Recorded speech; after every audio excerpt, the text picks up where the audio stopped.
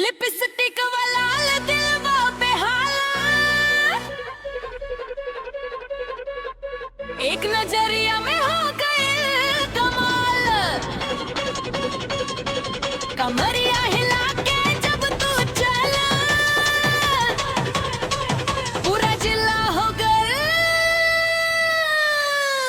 बेकाबू हाल ब्रे। ननवा तोहार करे डेर कुवार सा, दिलवा हमार हो गइल बीमार जन।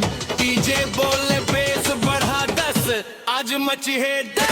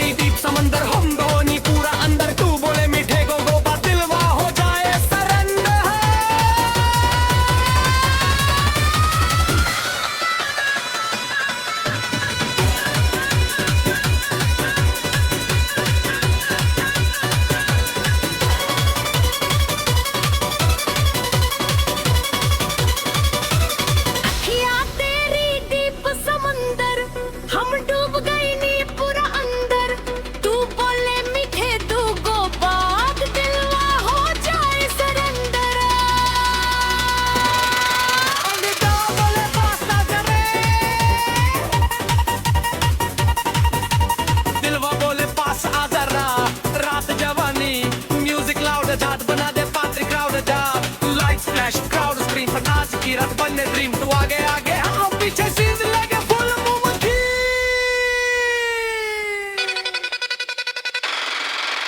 लिपस्टिक वाला दिलवा बेहाल,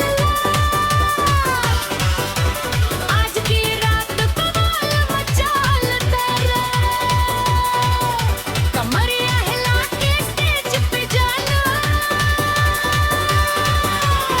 पूरा ग्राउंड तेरा जमाल खासा। लिपस्टिक वाला